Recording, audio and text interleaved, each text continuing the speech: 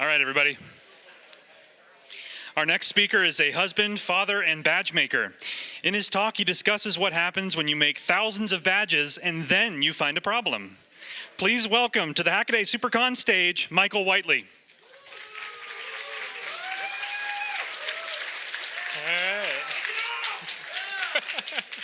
All right. So, yeah, first couple questions for you guys. How many people here have made a circuit board? Nice. How many people have messed up a circuit board? Sweet. Me too.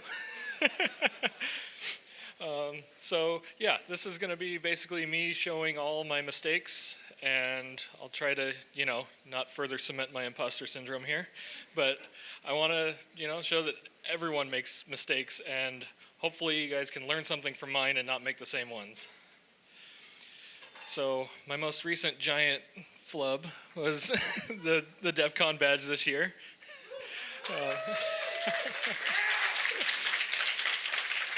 So for those of you who went to Defcon, I'm sure you saw signs and everyone told you not to do certain things with your badge because it will blow up. So there was, the audio amplifier on it was very fragile. It was a tiny thing. It's 1.5 millimeters square with 9 pins underneath it, or 9, it was a BGA. And it had a tendency to destroy itself. And we found this out way too late. So this is one of the big lessons with all of these things I'm going to show you is time. Time is your enemy. And when you don't have enough of it, bad things happen.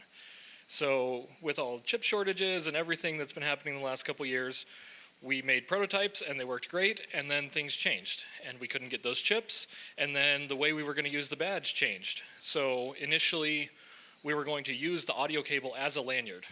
That was the plan. And so the initial prototype worked that way, and everything was great. And we decided not to do that anymore. It wasn't strong enough to hold up the badge, right? And it would fall off. And so we're like, okay, we're not going to do that.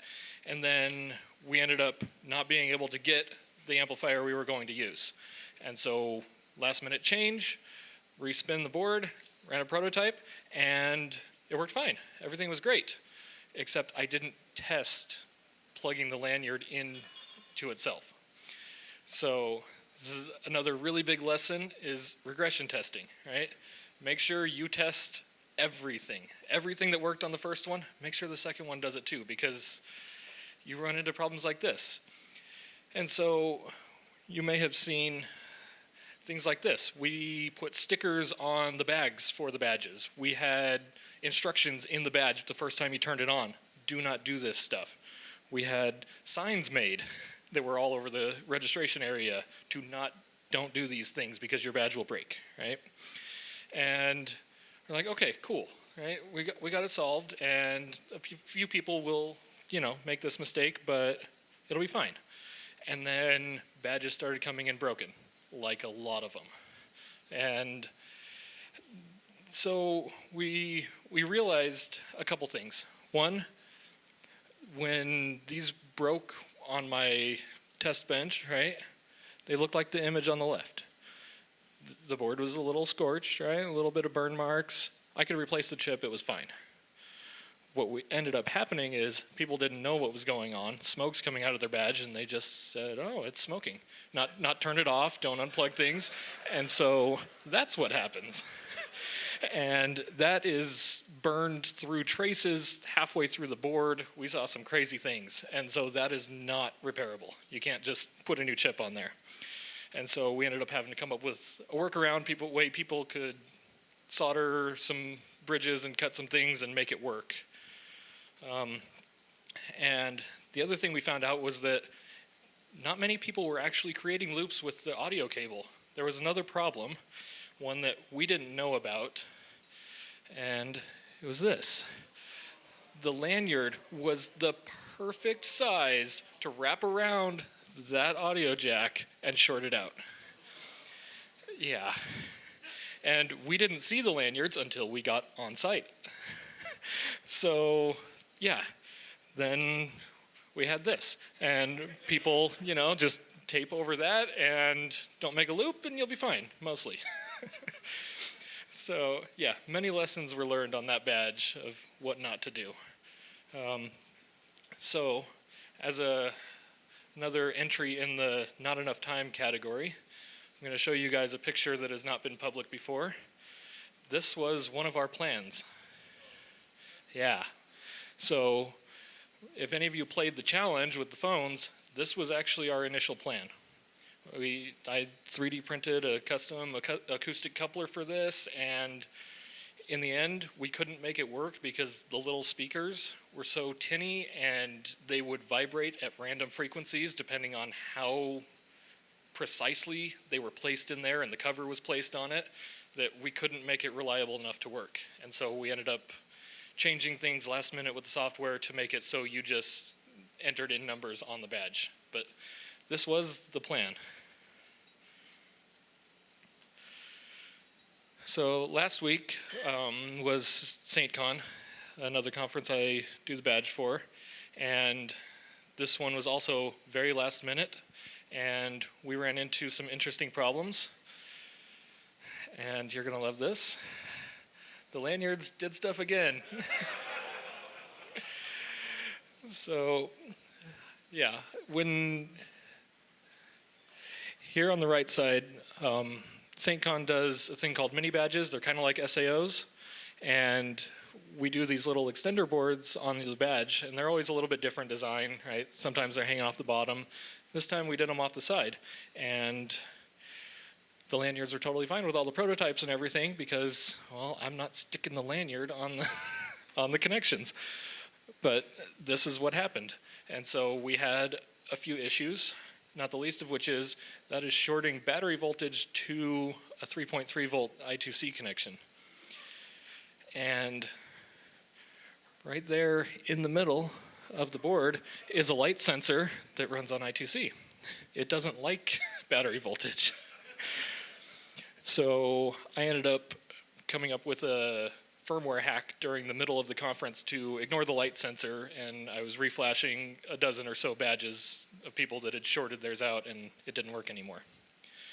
The other fun thing, these boards were half thickness. They were 0.8 millimeters, and we did that because the whole plan was, it's a Clue notebook type look, and so we wanted the thin boards and everything. Well, they're a little more fragile, and someone managed to just rip their entire side piece off their board. Just ripped it right off. It was super impressive.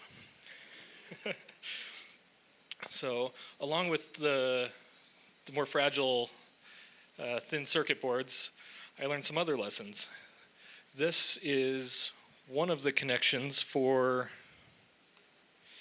down here, right here, this pin over here. And so I had a couple people mess up soldering their little header onto that port to the point where they broke this via. And this red trace is the 3.3 volts from the microcontroller and everything coming through here, and then from there it branches off up into the LEDs and everything else that needs power. And so they just broke that. So no connection for power up to the rest of the board, so that was fun to fix. So lesson learned here, don't use a via like this. Right? If this is something that people are going to touch, run the connections to a separate via, stub it off for this. Anything that people can break, they will. Similar issue up on the top side. This ground via happens to be the one that connects to that light sensor in the middle.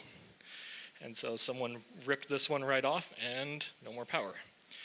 So, yeah, super great. So last year's Defcon badge, yeah, that one was fun. We had some weird issues with it.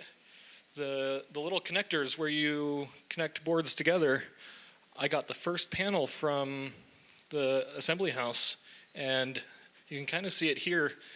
These connectors are hanging off the edge of the board. Just a little, but enough that they're hanging down. Luckily, the connectors had enough play that it was okay.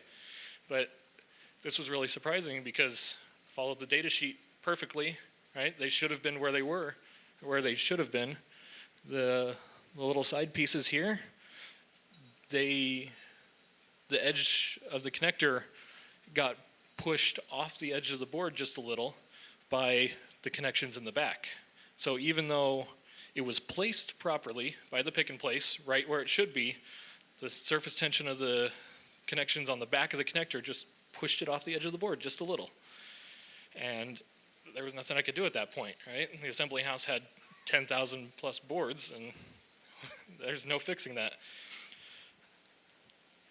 Another issue we had with those, for anyone who took theirs apart, there are these little spring pins that connected the top and bottom boards. And as you can see up at the top, those ones are shorter. So this was shipping damage. These spring pins were 4 millimeters tall, and we needed it, the distance between the boards was like 3.7 millimeters. Like, it was super close, and when they're squished like that, they don't work. So we hand fixed a lot of those for the first package of them that came. And then our assembly house came up with a super great solution. These were what the panels looked like, and these are little rubber feet, little sticky ones, and so they would stick those on the little pieces in between all the boards, and just like 20 of those on each panel, so that they would be separated from each other in the box, so that they would not come damaged. It's crazy, and lots of extra work. Car Hacking Village badge from a few years ago. This one was a lot of fun. So with this one, what we ended up doing was getting a pick and place machine ourselves and assembling them ourselves because we're insane. And essentially, assembly was too expensive to fit the budget, and we decided we could do it because it was only, like 250 of them. It wasn't a crazy number. And we're like, okay, we have barely enough time to get these out before Defcon and everything, and the panels showed up like this. They put white silkscreen on those boards. And so I, talked to the board house. I'm like, what is the deal? And they're like, oh my gosh, can you use them like that? No, I can't. So this was 3 weeks before Defcon. So they remade them, and a week and a half later we got them, and we assembled 250 of these in a weekend so that we could get them shipped out to people before Defcon started. It was insane. 2019 Saintcon badge. This may be my favorite badge that I've ever made. It was awesome and insane, and one of the issues we had was miscommunication with the assembly house in China, and these LEDs got put on backwards. I don't know how many of them they put on backwards, but I do know it caused a huge delay, and to their credit, they flipped them. Once again, don't know how many. I hope it wasn't all of them. But these boards showed up the morning of the conference. So, yeah, that was a horrible, horrible day. And we ran into some other issues. So those boards are meant to connect to each other on the side. You can kind of see the little side connectors on there. And the top panels, for doing assembly, they put these rails on them. And then you've got these little mouse bites sticking out the side. Well, you get two boards side by side, and now there's a gap. And so the connections were kind of flaky. And we talked about it and decided we don't have enough time to fix it. So that's how it is. And it worked okay, but yeah, not the greatest thing ever. So take that into account if you're making boards with mouse bites that need to fit together. Push them into the board a little or sand them off if you're not doing too many of them. So this was DC 801. I don't even remember what Defcon 23, I think. And I helped design this badge. My buddy Decaf, I had helped him with BSides and OpenWest badge earlier that year, and he comes to me, he's like, hey, we need to make this badge for Defcon. It's in a month. Can you help me?